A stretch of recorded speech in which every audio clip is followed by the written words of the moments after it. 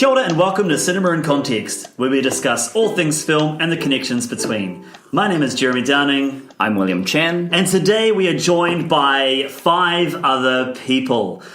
There's a total of 7 of us, which feels appropriate as we are stepping into the world of Game of Thrones and the 7 Kingdoms. So, to my left, we're joined by Rewa Worley. Welcome, Rewa. Hey, bro. So Rewa, he is a spoken word poet, an educator, a long-time game player, and the self-professed big dog. Damn straight. Emphasis on the dog. Welcome, Phoebe. Welcome back, Phoebe. Hello. Phoebe is, as we know from our previous episode, a filmmaker. She's a film enthusiast, and when she plays games, she is the master of the poker face. So welcome, Phoebe. Thanks for having me back. No worries. We have another Jeremy in the house. Welcome, Jeremy. Hello. So Jeremy is a big-time GM with a bit of a teaching problem. It's a G. But Game master. Nice jokes. I knew Yeah. that. I was just listening. It's kind of, again, appropriate, Game of Thrones. So welcome. And Sarah's here. Hi, Sarah. Kia ora. Sarah is a maester of statistics. She works in the world of life insurance, judging the life expectancy of humans, which feels very appropriate for our discussions today. Welcome. And Katy, welcome back, Katy. Thank you very much. Katy, stage manager, IT specialist, and when she plays Monopoly, she holds no prisoners. Welcome. Thank you very much. And so today we are discussing Game of Thrones, which is a departure from our usual kaupapa of talking about 2 films. So we would usually talk about one current film and one retrospective with some connection. Could be the same director, same actor, a similar theme. But being that I would say the most cinematic TV series of all time has just completed, being that there are episodes that are an hour and 20 minutes long with stupidly huge budgets, it felt appropriate to cover that this month.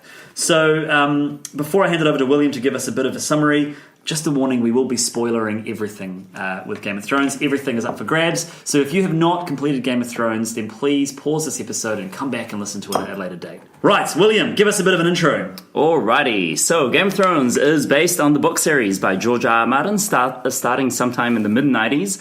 And as of recording, yet unfinished. Who knows? Who knows what's going to happen with good old George R. R. Martin? It recounts the tales of the political struggles between 7 kingdoms of men, but then gets really, really supernatural. There's dragons, there's ice zombies, there's children of the forest. At the base of it, at the very base of the mountain, of course, is the fight for the Iron Throne. Who will end up sitting on the Iron Throne itself and become ruler of the 7 kingdoms? Excellent, thank you. And we're going to do a quick little kind of testing of the waters. We're going to go around the circle with no extra explanation. I just want to know if you are either satisfied, generally, or generally dissatisfied with the end of the show. Rewa. I was pretty bummed, to be honest. Dissatisfied. Phoebe. Yeah, pretty dissatisfied. Dissatisfied. William. Yeah, I hated it. Dissatisfied. Jeremy. Dissatisfied. Dissatisfied. Sarah. Extremely dissatisfied. Whoa. And Katy. I'm satisfied. Oh, Katy, I'm going to join you in the satisfied boat. Cool. Let's jump into it. Who wants to jump in here? Satisfied, dissatisfied. I feel like we're going to be overwhelmed, Katy. I do find the conversation around this season to be very, very interesting because I don't know about you guys, but I mean, I really felt that last season 7, was not a good season of television, and yet there are so many more defenders of season 7 than there are of season 8. It just seems like everyone talking about season 8 is about, how they ruined the ending, how this and that, and it seems like, is it because it's a finale that everyone's so amped up about it? Because season 7...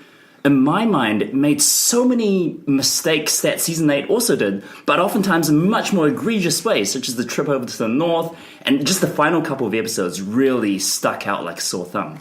I don't know, just to jump into that, I feel like in general, it's something I thought about when I was listening to a bunch of different quoted or people talking about this, is that there is a tendency for what you really have to think about is was it bad in and of itself, or was it bad because you were attached to it and you didn't want it to end? And I feel like after analyzing that, it was still garbage. No, it was. I think the thing is that you're right in the sense that both season 7 was pretty trash. To reference a few things, just the idea of time travel or distance and movement, that is actually like a really, really important thing. I mean, I'm kind of biased because I read all the books, and I'm like, I bought a bunch of paraphernalia, and like I've got like stuff in my room, and I'm just real glad I didn't tattoo my body. I was going to say, did you get a tattoo? I didn't get any tattoos. I didn't get like Ned Stark, we love you across the Did you name your unborn child Daenerys? Oh, thank God. I did. Oh, man. When you say time travel, do you mean actual time travel, or do you mean just The teleportation. Well, traveling across. what I mean is like literally like teleportation, like through different bits of space and time in really strange ways that defy the laws of the world in itself. Like, for example, just jumping on your dragon and just flying over to wherever you want, like 10 minutes. We're like, oh, we'll just go here, and then like the reason why it's such an issue and why it really matters is because it when you start breaking the rules of the world that you live in, you mess with this thing called the suspension of disbelief. So people stop caring about it because it's like, oh well, you can just do this. What stops you from doing whatever? And that's one of the things. But I think one of the reasons why it matters so much more for season 8 is because you have the opportunity. Like, people can, I would say that people are very much more forgiving because a lot of people like the show and people have invested in the characters. But the thing is that you have the opportunity to sort of backtrack and be like, oh, you can forgive a whole season of really bad, what do you call it, like rule breaking, of law breaking and all that sort of stuff, if you come back with it. But they didn't. Like, that's the problem. They just did the same thing again and said, oh, well, there's a bunch of memes where people said, oh, well, they forgot about this and they forgot about this. And the more things you forget about, if you just keep forgetting about them, people still remember. I'm not going to say it. The North remembers. All right, cool. All right, but so does everybody else. Yeah. All right, so does everybody else. They remember stuff, and when you don't pay that off, when you don't return to form, people just think you're garbage. Like, it's kind of how it is. I feel like it's an issue of hope, right? Like, if you have a bad season that's your penultimate season, it's not so bad because people have another season to look forward to, and they're like, maybe they'll be able to fix this and we'll have a great season, and they're taking twice as long to produce this season, so they're pinning their hopes on the future, and then with this final season, you have no more hopes. It's all gone. It's like, psych. I think to what you were saying about, William, about how are people just forgiving season 7 because it was season 7? I think so, because when it's the final season, you do have to step to the plate with it. And one of the reasons why I say I'm dissatisfied is because we got to the end and I felt nothing. Like, I've seen Harry Potter through to the end. I've seen Scrubs through to the end. So many shows and books. And like, when you finally turn to that, when you turn that last page, you turn off the last episode, there's an emotion to it. And for me, the last episode of Game of Thrones, there was nothing. Yep. It was like, it's over. Okay. Yep. Don't hate me, but my main emotion was boredom in the last episode. Yeah. Well, mine was frustration. I just I thought it looked amazing, and people said like it looked so cool. They got the everyone knows there's the bit with the wings and Daenerys and the thing. I mean, that was a really cool shot. It was, it was a cool shot. It was a cool shot. Like, whoever the cinematographer was, man, the dude needs a high five. It's like, bro, you guys nailed that. I applauded it in the lounge room. Exactly. It was just, as soon as anyone said anything, you were just like, who wrote the dialogue for this? Holy Jesus is bad. Phoebe, do you want to jump in and... I think the biggest thing is that the books and the series at the start was just so drawn out, and you got really into the politics and the character development and their motivations. It really dug deep, and we're building up, and they've got these lovely character arcs, and then it all gets smushed at the end, and it feels like there's like a big chunk that's just being missed, where you're just like, oh, we've gone from A to B, but how did we get from B to C? That's like so fast and quick and just so dramatic that it doesn't feel like it's plausible to get there so quickly. That was the most frustrating part for me. It was just like, that goes completely against that character, that goes completely against the last 7 seasons. It's just like, oh, okay, I guess we'll just keep looking at the pretty pictures. We're talking about the pretty pictures, being that you just mentioned it before. Do you want to jump in and start the defense of the defense? I don't know if I have defense, because you're all making really good points, and I agree with everything that you're saying. I think For me, it is a case of I still enjoyed it. I still definitely enjoyed it. I'm happy that certain things happen. Like, I love that Brienne is the Kingsguard. I think Jon is where he wanted to be, and that works for me. I've been Teen Sansa for many seasons, so I am thrilled that whilst I wanted her on the Iron Throne, it doesn't exist anymore. So she's Queen in the North, and that's perfect. And I'm claiming a victory because she's Queen Sansa. So there's a lot of the things that, from my enjoyment of it, I got things that I wanted, and yes. Probably none of that's going to happen when Grimm finishes the stories, and Brienne's probably going to die a terrible, terrible death. But I got what I wanted out of a majority of those characters. I will never understand Bran the Broken. That makes no sense to me at all. But other than that, I think everybody was what I wanted from them, and that was where my satisfaction came from it. I think I feel the same way as well. Everything you guys have said I do agree with, but it just wasn't a huge issue for me. So I fully agree with what William's saying about the last season. You know, that trip beyond the wall was just so stupid, and the fact that Gendry can run so fast back to the wall, like, it just seems ridiculous. It's because he has Bobby B's blood coursing through his veins. And just the whole idea that the dead just kind of stop. And I don't know, there was a lot of issues there. And I also rolled my eyes in that episode when they kill the White Walker, and then they just destroys all the Whites, because I was like, well, I know how this is going to end. So that when it did happen in episode 3 of season 8, I didn't mind as much, because I had already felt that kind of like plot device back 2 years before and kind of got over it. But I think I was really satisfied with just how they wrapped it up. And also, Jeremy, with what you're saying, like, I have watched a lot of end of seasons, and I feel like the majority of the criticisms that were leveled against this season are not specific to Game of Thrones. Like, I feel like the same things keep coming up. Things being rushed, feeling like, oh, this is not how I wanted it. And I think for me, it's like you have a TV series that's built on a narrative structure of ongoing, never-ending storytelling that then they have to change. They have to change the fundamental structure to complete it, so that they have to start bringing things to a close, which can feel like forcing the story that's been designed to be open-ended into an arc. Yeah, the biggest problem with that is that there was 2 major plot points that they squished into 2 episodes each. That would usually take about at least 2 seasons to cover, or to you go through the build-up and the eventual downfall. Are you referring to the White Walkers and to Daenerys' destruction? Oh, yeah, the White Walkers and the taking over of defeating Cersei was really the second biggest plot point.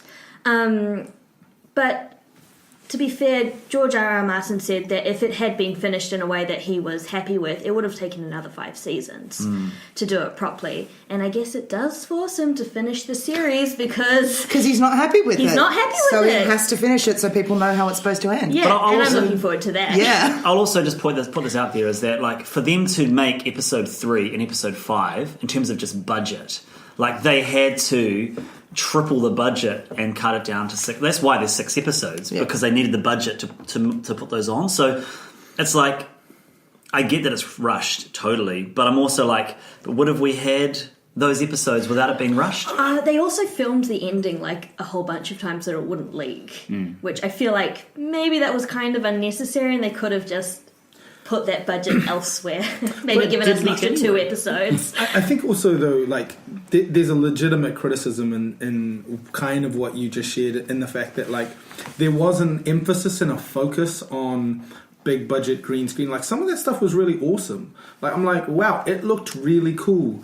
But I didn't watch this show, and I don't like this show because it looks cool. I watched the show because the characters are inherently meaningful, because some of the ideas that are discoursed in it have value and are actually resemble aspects of life. There's ways that you can, yes, you're going to eventually, at something that's big, you have to churn a bunch of money into it. But at the same time, if you start sacrificing some of the core elements of the story itself, it's one of the fundamental taboos of all of what would you call it, modern popular culture. When the story dies, people stop buying the comics. It doesn't. That's not cool anymore. And you kind of see that in the sense that, how do you describe it? Just so much of the stories. If we're talking about Daenerys, I feel sorry for all of the women out there, not just women, but generally women who have associated or identified with it. And now she's just like this crazy stereotypical woman who didn't get the D, so now she's going to kill everybody, which is crazy. I hate that. I'll push back on that. I feel like her story arc became one of my favourite, which might be a good transition actually into our next question. But for me, like Daenerys, I always enjoyed Daenerys' story, but never hugely. And then for her to become... Because I got concerned in like season 5 when I'm just like, she's just going from strength to strength. She believes that she is the saviour of everything. In real life, this is not a good quality. We're basing this on the fact that she is actually good. And then I really love the fact that she effectively becomes a fascist.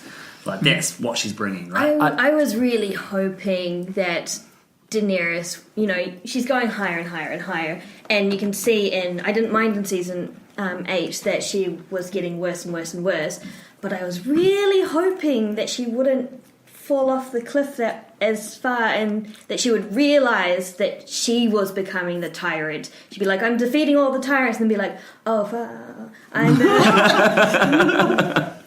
I'm defeating all the tyrants and I'm becoming the tyrant now. So it's like I recognise that in myself, so I'm going to have to go back across the seas where I'm actually appreciated, sort of thing. I thought that she would come to that realisation and leave, and that would still leave the Iron Throne open, and, without conflict to her taking it back, because she realised that within herself. I think that's a really good point. I think that she was always mad, and because Tyrion made the point, because she was defeating bad people, everyone cheered her, but she was doing a lot of really awful things to a lot of people.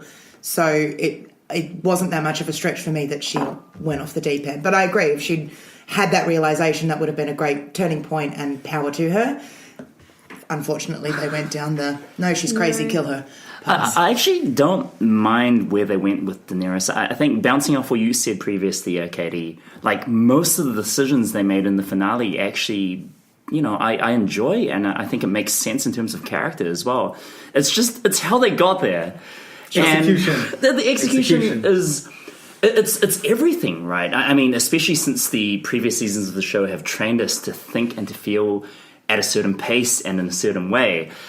I just don't think the show earns it. And for her to turn in one episode and for 8 years of build-up to come to nothing feels really cheap and really dishonest in a way. I mean, even worse in the finale, not only does, she commit atrocities, she becomes full-on fantasy Hitler with the rallies and the banners and...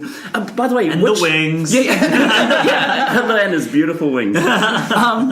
But first of all, which one of the Unsullied had to carry this huge banner across the sea? That was it was the man. sail. It was the sail from the ship. Yeah. Oh wait, it wasn't. Yeah. It was Okay. But also, where did the rest of them come from? Just another point. Where did the what? All the rest of the Unsullied and all of the Dothraki. We lost half of our. Yeah. But that's based on the assumption. That's based on the assumption that all of the Dothraki were sent out. There's a lot of Winterfell. assumptions in that, but people think, that was all the Dothraki. It's like, well, no, we just saw a bunch of Dothraki going off. Who's to say it was all of them? I mean, it was a lot of Dothraki. It's a lot, but I think the thing is this is the thing that's frustrating in a sense that what stories rely on, right, is either directly showing you something or using exposition to describe it later on. Now, it was pretty clear that, for example, they used a symbolic aspect of the Dothraki, what is it, the Great Charge into the Night, or the Charge of the Light Horse. There's the Light Brigade. There's elements of that, and then you're like, wow, and then and then they all die. Which, if we're keeping it 100, it's a really dumb move to send your cavalry in first, but whatever. I give it thing. But then when they all go out, that was used as a symbol, and then to backtrack on that symbol in the last episode was kind of an example of the lazy writing and poor thought out. It's like, yes, it looks cool as a spectacle to have a bunch of those dudes there, and then all of these Dothraki who just conveniently got into rows and the right proportions and all that. That looks cool, right? But the thing is that it's like, you kind of told us in the story that, we didn't kill everyone. Oh, actually, surprise, there's actually some more. People don't like surprises like that. Do you know what I mean? People don't appreciate, or you don't feel the value of it because again, like you said, there's no earning of those things. It's more interesting to see them struggle with having a very small Dothraki force and then figuring out a way to use that to their advantage or find a way around it than just going like, surprise, there's more. Yeah. just out the back, Yeah. we just...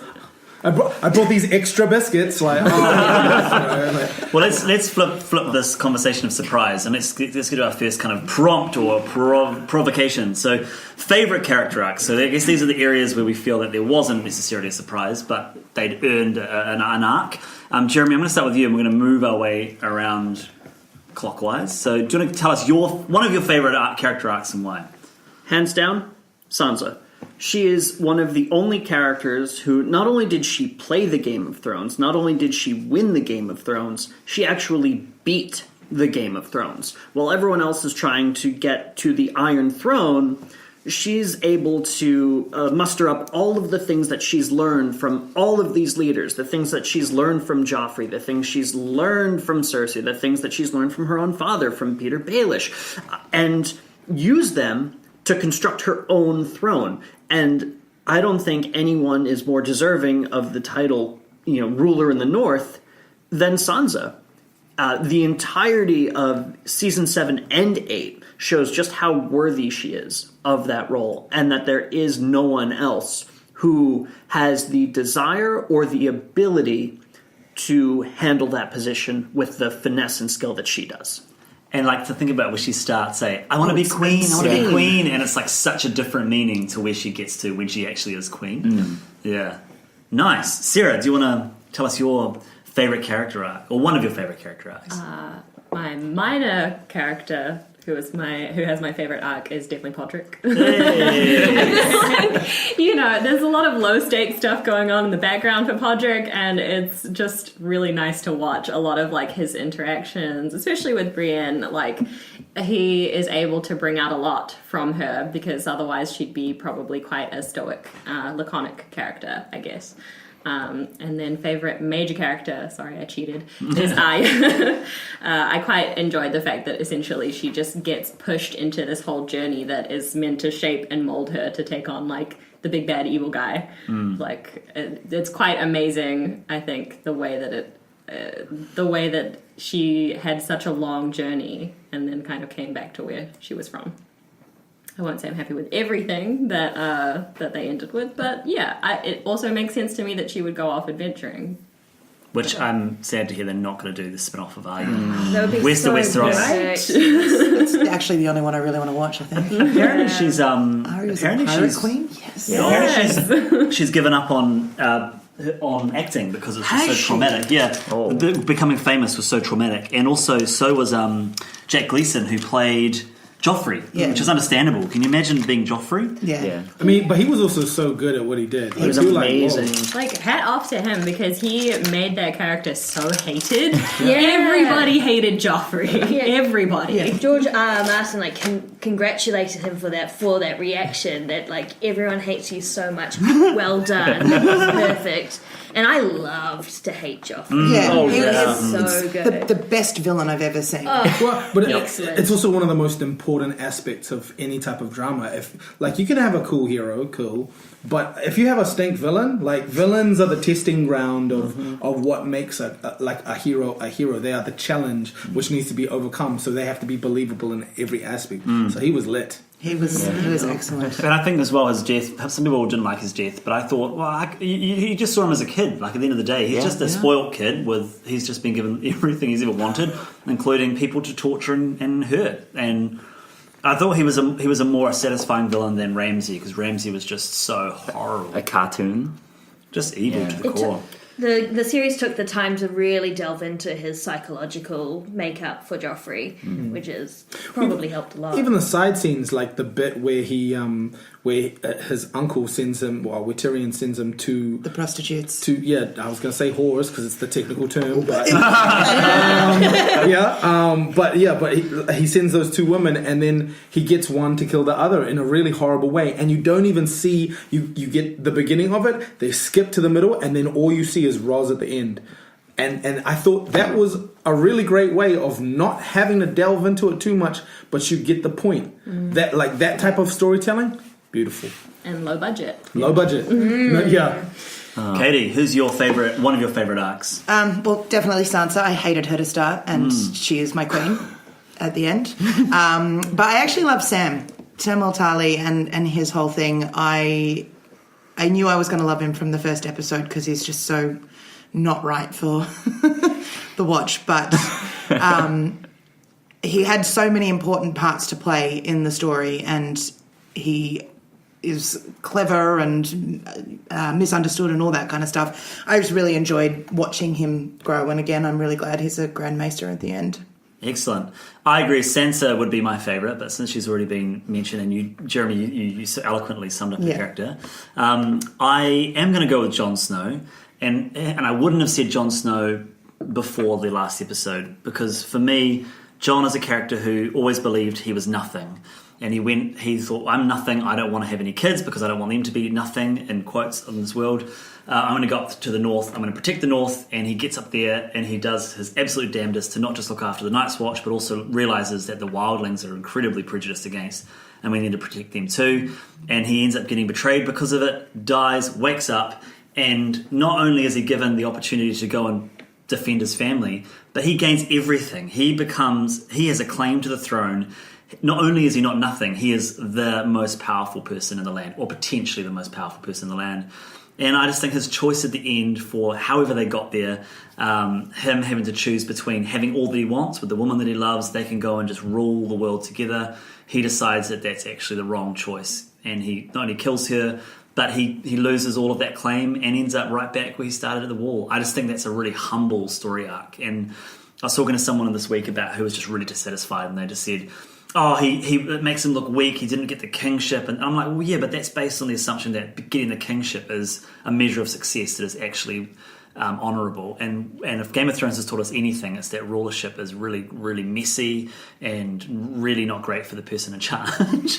And so I think not only was it a really humble choice, but it was ultimately a really well-rounded and satisfying choice. And I don't think that going up to the north was a bad thing for Jon. I think he's with Ghost, he's with Tormund, he's with the North, and He's at the dog. I had 3 things going into the final episode that I needed to happen. One was complete the Bran arc in some way, complete the Jon arc, which I was pretty sure was going to end with him killing Daenerys, and then reuniting with Ghost. And if the reuniting with Ghost didn't happen, I would have been so pissed. Because I was satisfied with the Nymeria conclusion in the season 7. I thought that was cool. It's a statement about Arya and how different she is. But far out, man, you don't keep Jon away from from Ghost, particularly when Ghost did pretty much nothing for 2 seasons.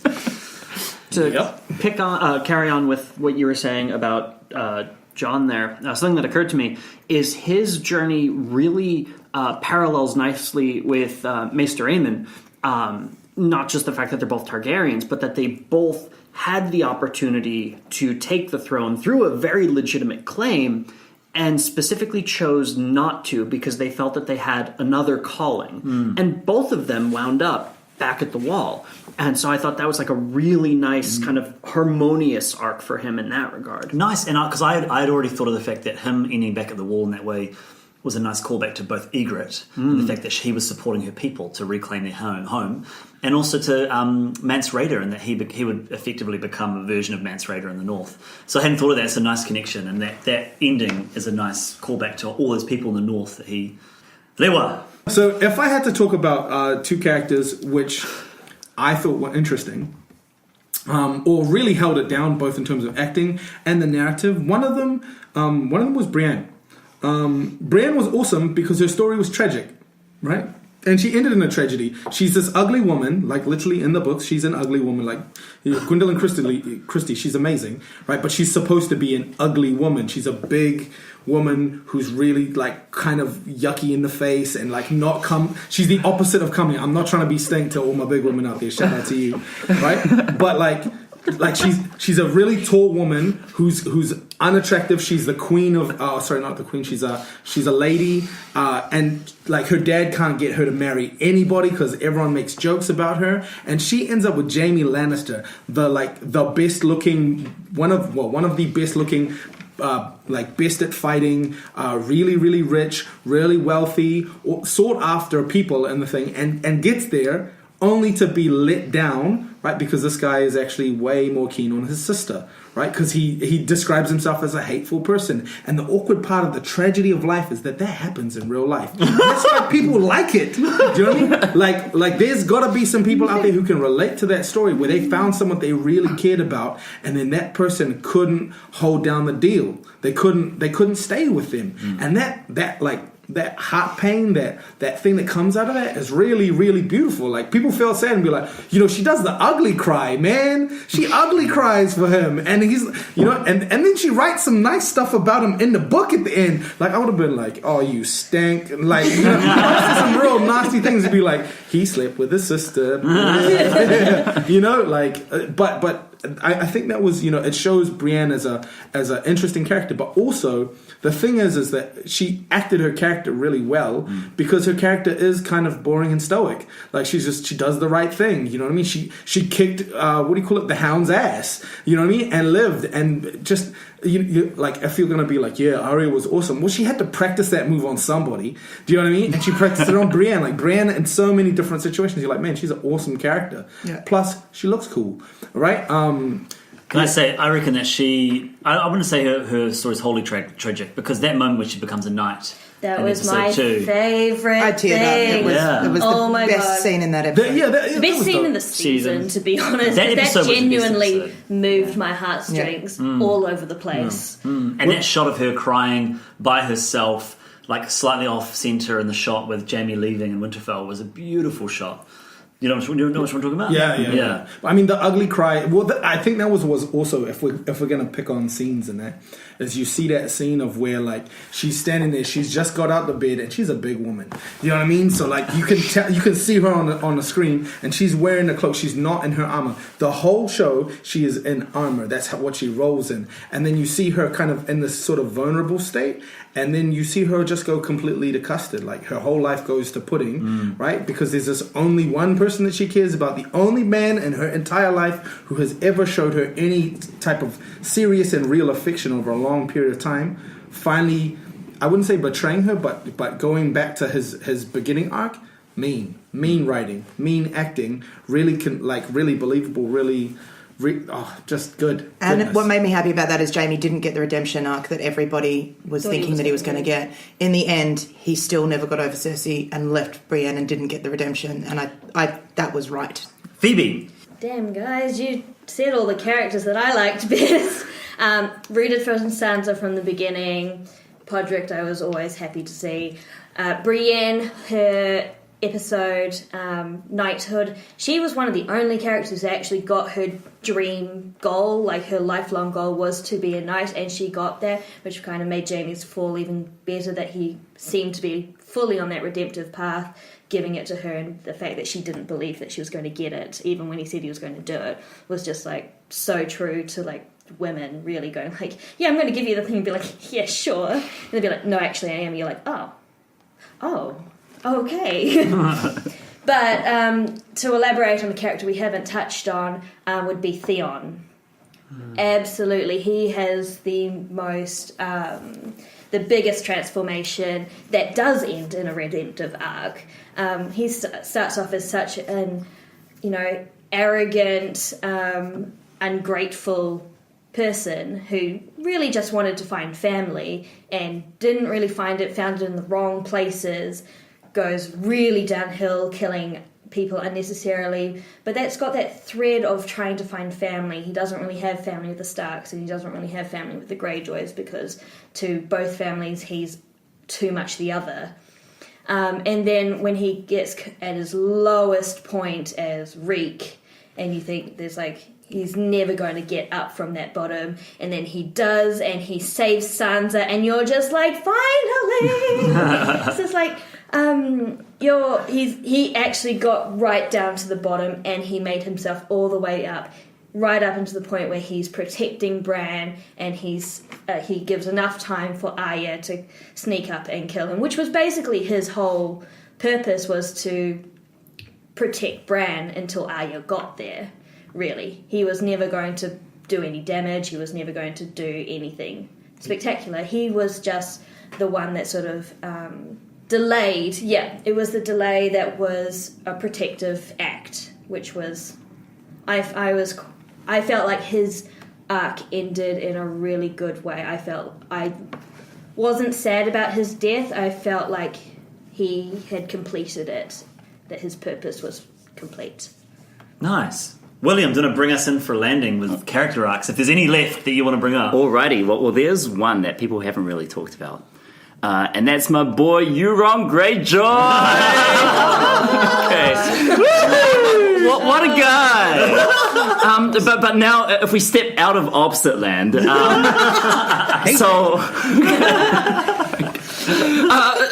all seriousness, folks, Peter Asbeck, I love the actor. I don't know if anyone's a fan of Eurovision, but he hosted Eurovision in 2014.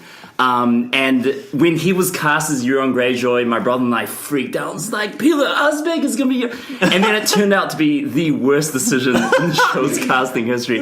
And Peter, he's a fan of the books, and apparently he wanted to play Euron like he was in the books, but the creators had other... Anyway.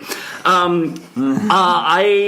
was going to say Brienne of Tarth. Totally agreed with everything everyone has said. I just felt her arc to be really complete in a really, really satisfying way.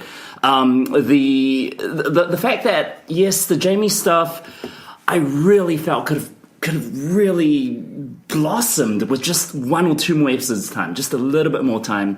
How it actually plays out is really truncated and weird. It was too quick. Yeah, and she just... In the episode, they get together, and then he goes, whoops, and she ends up crying in the courtyard. You know, the points are all there, the milestones. You just need a little bit more time. And that being said, in terms of characters, I just want to give a very quick shout out to Sir Davos. He's, I mean, since season 2, he's just been such a presence. And he's always level-headed. He survives by the skin of his teeth, but also with a little bit of cunning. And I just felt like the end of his character, to be on the small council and to correct someone's grammar. I mean, the arc is complete, my friends. The arc is complete. That was really cute. Genuinely so. I kind of was really rooting for him to get the crown. It was like Sansa or Davos.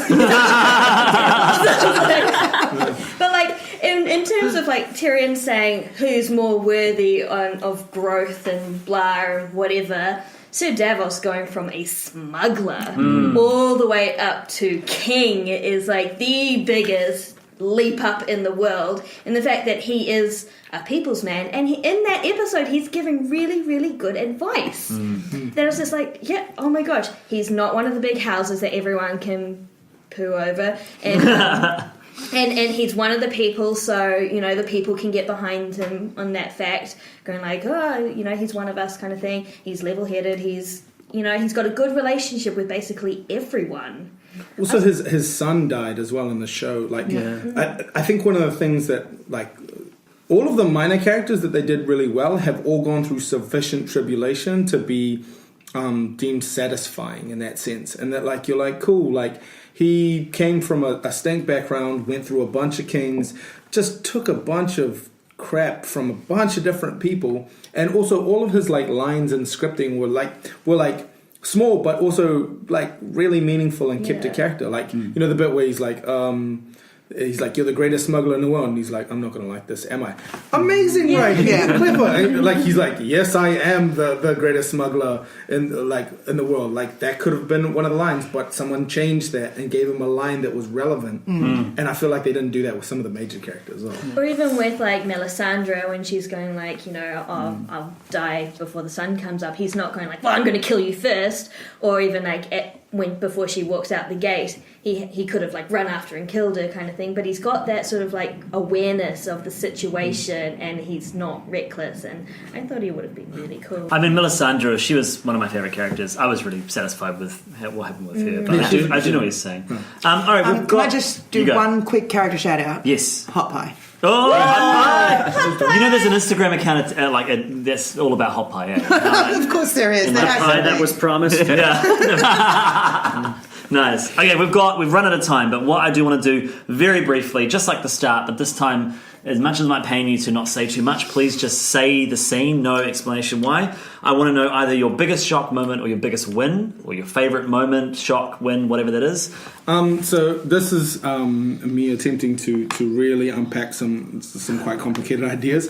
But I think the biggest shock, but also completely not a shock, was Jon killing Daenerys.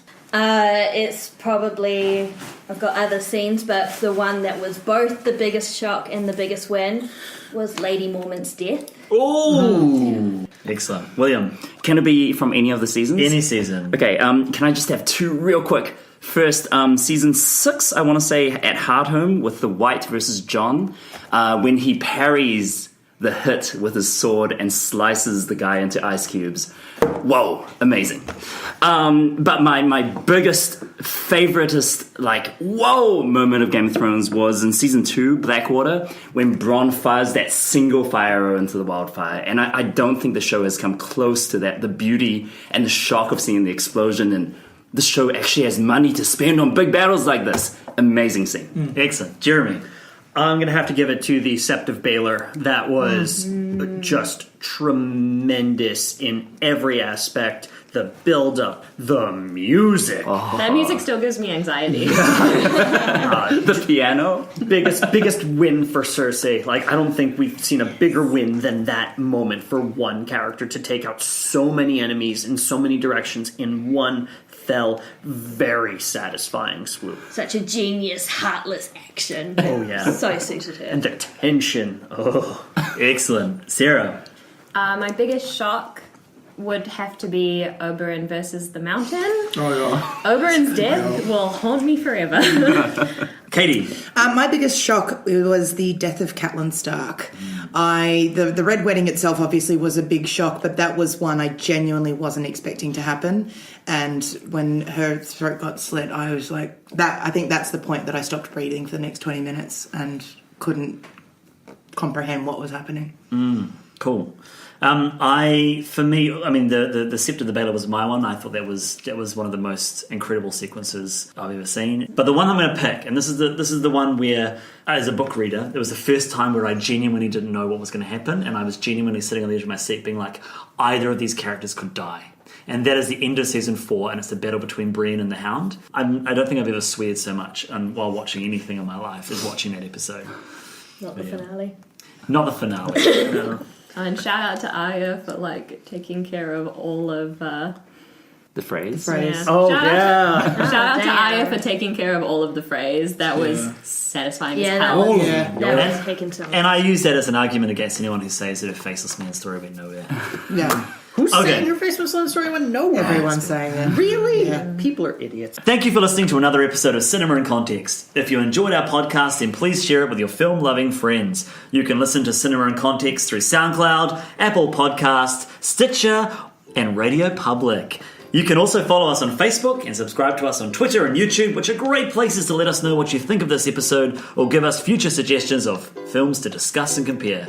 Look out for our next episode in a month's time, and until then, ka kite anō.